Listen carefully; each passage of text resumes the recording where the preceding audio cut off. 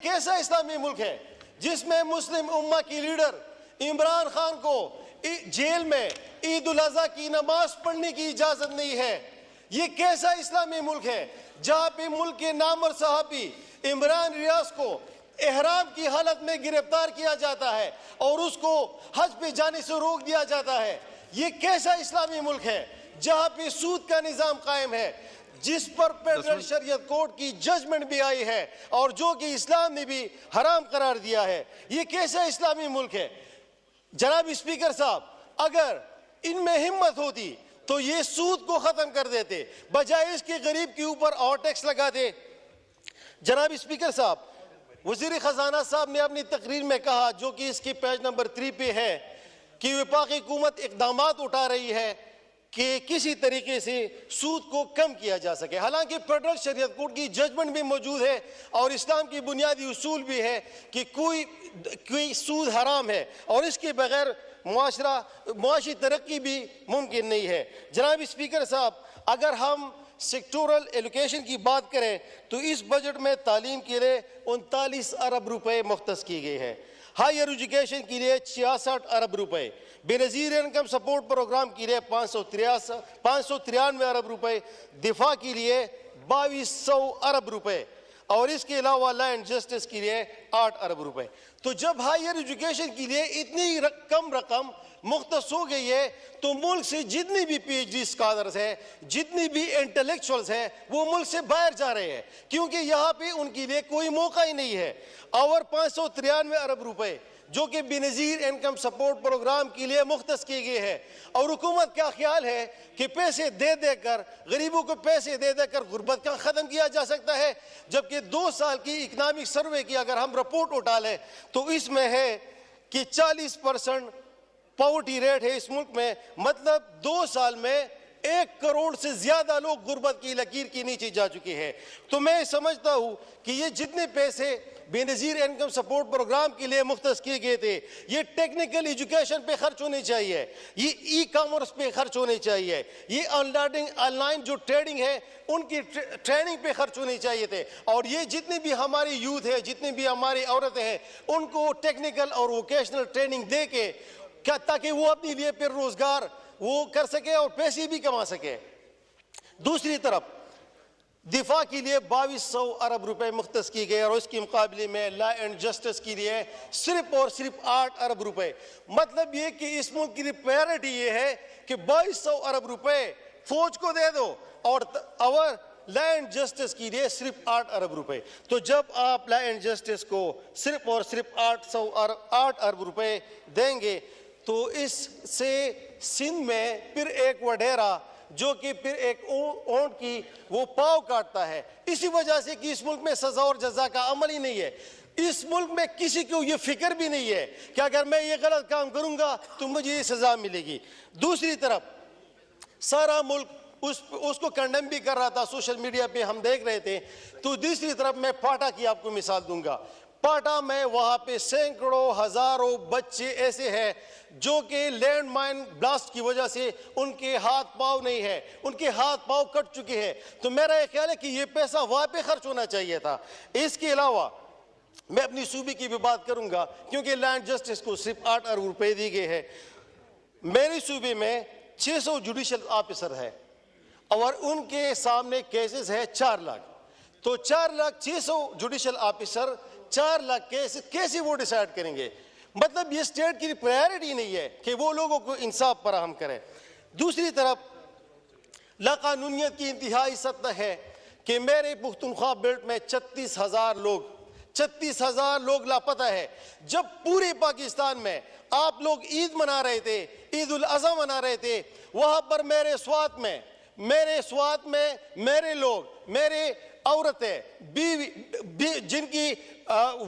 जिनकी बीवियां सड़कों पर थी, बच्चे वो सड़कों पर आए हुए थे, एहतजाज कर रहे थे क्योंकि उनके वो लवाकीन लापता थे। इसके अलावा लोड शेडिंग के लिए भी वो एहतजाज कर रहे थे क्योंकि वहां पे 12 घंटे से लेकर 18 घंटे तक लोड शेडिंग होती है। हमें इस बात पे मजबूर किया जाता है कि हम आके फीडरों पे हमले करें, हमें इस बात पे मजबूर किया जाता है कि हम आके फीडरों में बटन अपने हाथों से वो ऑन और ऑफ करें। जनाब स्पीकर साहब, बिजली की शहबाज शरीफ साहब की पहली जो तकरीर थी वो कह रहे थे कि 27 पावर प्लांट जो थे वो तहरीक इंसाफ की हुकूमत में बंद किए थे।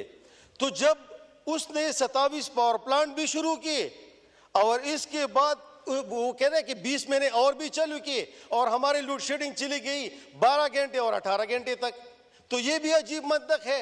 और इनको खुद भी पता नहीं है कि बजट कहाँ से आया है, किसने उसको तैयार किया है और ये रकम कहाँ कहाँ पे एलोकेट हुई है। इस्लाम का एक बुनियादी उसूल है मसावत। मैं समझता हूँ कि इस मुल्क में बुनियादी स्टेक होल्डर जो है वो पाकिस्तान के 25 करोड़ अवाम है, जिनकी वजह से हम इस ऐवान में मौजूद हैं, जिनकी वजह से ये स्टेट चलती है। तो क्या हमने इस 25 करोड़ अवाम के लिए इस बजट में कुछ सोचा है? उनके लिए तो गैस भी महंगी है, उनके लिए तो बिजली भी महंगी, इनके ऊपर और भी टैक्सेस, और दूसरी तरफ पाकिस्तान में जो एलीट क्लास है उनके लिए क्या है, जो अशराफिया है, जो ब्यूरोक्रेसी है, इनके लिए क्या है? इनके लिए 90,000 सरकारी गाड़ियां, इनके लिए 220 अरब रुपए का मुफ्त पेट्रोल, उनके लिए 550 अरब रुपए की मुफ्त बिजली। जनाब स्पीकर साहब, अगर हमने यहाँ पे मसावत कायम करनी है तो ये जो चीज़ें हैं जो कि अशराफिया के लिए है, जो कि ब्यूरोक्रेसी के लिए है, ये गरीब लोगों के लिए होनी चाहिए। जनाब स्पीकर साहब, मुल्क में अगर हम मुआशी हालात को बेहतर करना चाहते हैं तो इसके लिए ज़रूरी है कि इस मुल्क में फॉरेन इन्वेस्टमेंट हो। मगर बदकिस्मती से यहाँ पर जब भी कोई लीक्स आती है, मतलब ये कि दुबई लीक्स आती है, तो इनमें मुस्लिम लीग नून का नाम कसरत से आता है। डॉन लीक्स आती है तो इनमें इनका नाम कसरत से आता है। पनामा लीक्स आती है तो इनमें इनका नाम कसरत से आता है। और दुबई लीक्स की मैं सिर्फ बात करूं तो वो है 12.5 अरब डॉलर, 12.5 अरब डॉलर, जो कि दुबई में गैर कानूनी तरीके से वो रकम मुंतकिल हुई है। और इससे हम एक्सपेक्ट कर रहे हैं कि फॉरेन इन्वेस्टमेंट पाकिस्तान में आएगी। तो कौन पागल पाकिस्तान में आएगा जहां कि अपनी हुक्मरान जुमात के लोग अपना पैसा बाहर लेके जा रहे हैं और हम उनको कह रहे हैं कि आगे पाकिस्तान में इन्वेस्टमेंट करें। जनाब स्पीकर साहब, सरकारी मुलाजिमीन के हवाले से मैं भी एक बात करना चाहता हूं, जिनकी बेसिक सैलरी पे इजाफा किया गया है, बेसिक सैलरी पे इजाफा किया गया है, उनके ग्रॉस सैलरी पे टैक्स लगाया गया है। मतलब सरकारी मुलाजिमीन जितनी भी है उनको तो लेने के देने पड़ जाएंगे। बेसिक सैलरी पे वो बढ़ाओ और ग्रॉस सैलरी पे टैक्स लगाओ।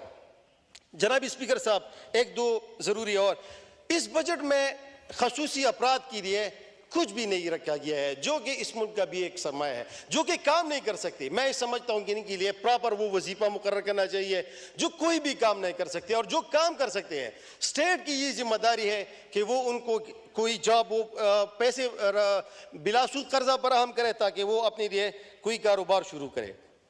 इस मुल्क में अगर हम देखें तो सारे इदारे नुकसान में जा रहे हैं, PIA नुकसान में जा रहा है, स्टील मिल नुकसान में जा रही है, सारे इदारे वापडा नुकसान में जा रहे हैं, और हमें कह रहे हैं कि लाइन लॉसेस है।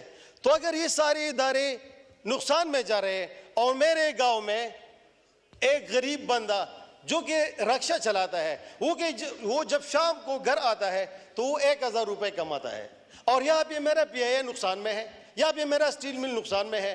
वजह इस मुल्क में सिर्फ एक है, वो है करप्शन। शुक्रिया। और वजह सिर्फ ये है इस मुल्क में करप्शन, और जिसने करप्शन के खिलाफ आवाज उठाई, जो इस मुल्क से करप्शन को जड़ से खत्म करना चाहता था, उसका नाम था इमरान खान, जो कि इस मुल्क में बैरूनी सरमायाकारी भी ला सकता है, इस मुल्क में करप्शन भी खत्म कर सकता है। और जितने भी मेरे इलाके में सबसे बड़ा मसला अमन अमान का भी है। इमरान खान के दौर में वहाँ पे अमन अमान कायम था, यहाँ पे खैबर पख्तूनख्वा के मेरे भाई बैठे हुए हैं। तो अब ये कौन सा वो चीज यहाँ पे हुई है कि वहाँ पे।